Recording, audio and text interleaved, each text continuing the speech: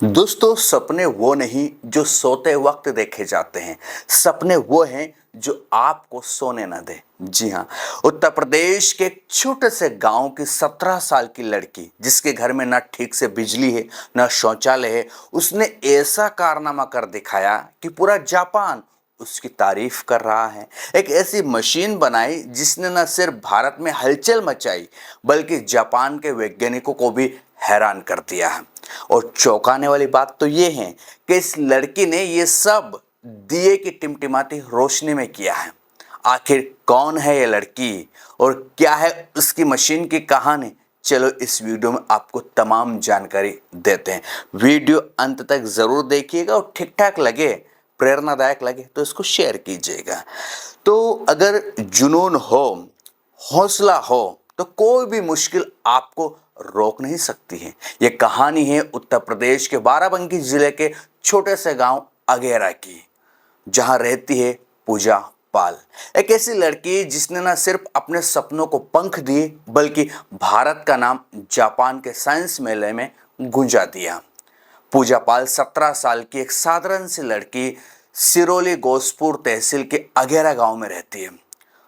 उनके पिता पुत्तीलाल दिहाड़ी मजदूर हैं और मां सुनीला एक सरकारी स्कूल में रसोइया है।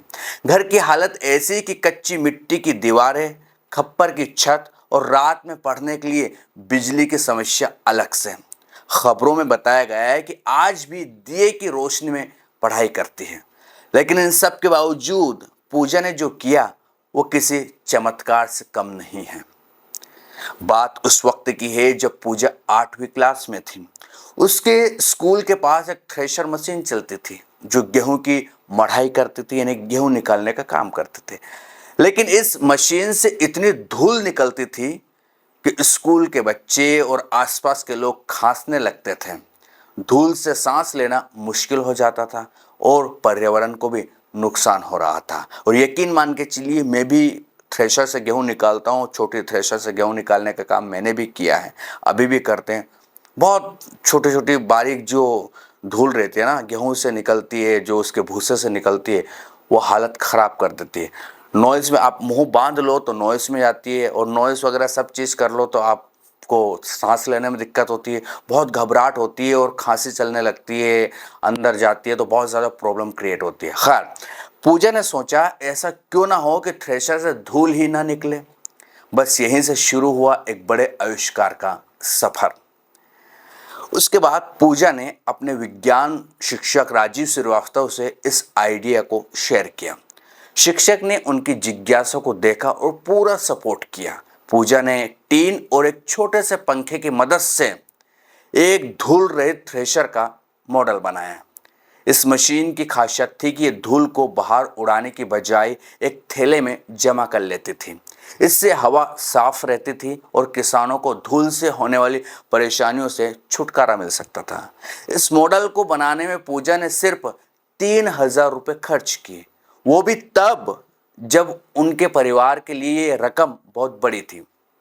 पूजा का यह मॉडल इतना शानदार था कि 2020 में इसे जिला और मंडल स्तर के प्रदर्शनियों में चुना गया।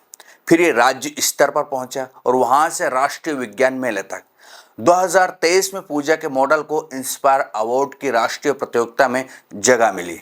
देश भर के 1 लाख बच्चों में से सिर्फ 60 को चुना गया और उत्तर प्रदेश से सिर्फ पूजा का नाम शामिल था। पूजा की मेहनत रंग लाई। जून 2025 में भारत सरकार ने उन्हें सकुरा साइंस एक्सचेंज प्रोग्राम के तहत जापान भेजा। वहां पूजा ने अपने धूल रहित थ्रेशर मॉडल को दुनिया के सामने पेश किया। वैज्ञानिकों ने, छात्रों ने, हर किसी ने उनकी तारीफ की। पूजा ने न सिर्फ भारत का नाम रोशन किया, बल्कि ये भी दिखाया कि छोटे से गांव की लड़की भी बड़े सपने देख सकती है। जापान में उनके मॉडल की खूब चर्चा हुई और अब केंद्रीय विज्ञान और प्रौद्योगिकी मंत्रालय इस मॉडल को पेटेंट कराने की तैयारी भी कर रही है। अब जो बताने जा रहा हूँ वो आपको सोचने पर थोड़ा मजबूर कर देगा।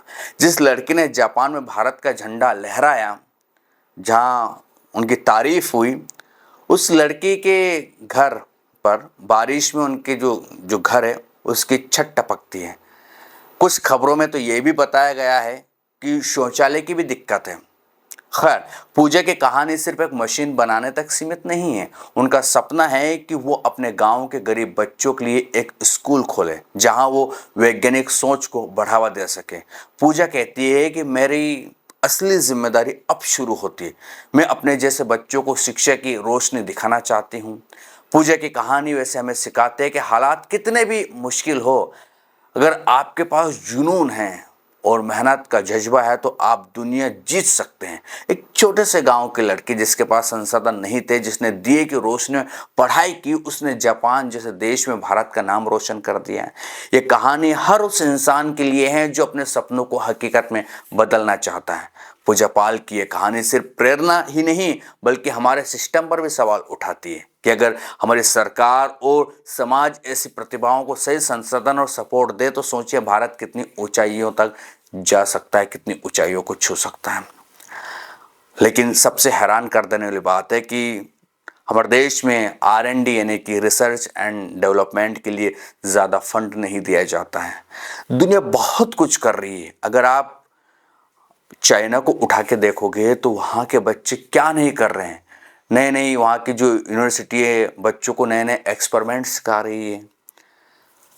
लेकिन दिक्कत ये है ना कि नज़रिए पे तो होना चाहिए कि आपको देश जो है वो आप किस लेवल पर देखना चाहते हो। देश में साइंस के लिए कितनी जो है साइंस वाले बच्चे कितना आगे जाए, इसके लिए कितने आपके पास जो है नज़रिया है, क्या है, ये सब चीज़ें देखी जाती हैं। खान एक चीज़ और मैं आपको क्लियर कर देता हूँ कि भारत में है ना, हमारे देश में जो है ना वो काफ़ी ज़्यादा टैलेंट से भरा हुआ है। क्योंकि आपको याद ही होगा कि भारत के बच्चे यहीं से पढ़ कर विदेश में जाकर सेटल हो जाते हैं बहुत सारे, और वहाँ पर बहुत अच्छी जॉब करते हैं, टेक्निकल लाइन में जॉब करते हैं, साइंस लाइन में जॉब करते हैं। और कुछ तो ऐसे होते हैं जो विदेशों में पढ़ते हैं और वहीं जाकर बहुत कुछ इनोवेशन करते हैं, नए नए आविष्कार करते हैं। लेकिन जापान में मामला अलग चल रहा है।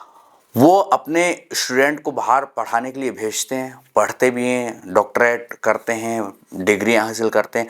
अब जापान उनको अपने देश बुला रहा है कि आप बाहर कुछ मत करो, बाहर जॉब मत करो, आप देश में आओ, देश में कंट्रीब्यूट करो, देश में ही विकास करो। यानी कि जितने बाहर जो लोग गए हैं वो रिटर्न हो रहे हैं, उनको अच्छे पैकेजेस दिए जा रहे हैं, अच्छी सैलरी दी जा रही है और वो चाइना के लिए ही काम कर रहे हैं। ऐसे भी होना ज़रूरी है क्योंकि हमारे देश का टैलेंट अगर देश में रहे तो हम बहुत कुछ कर सकते हैं यकीनन। आपको इस पर क्या लगता है मुझे कमेंट सेक्शन में ज़रूर बताइएगा।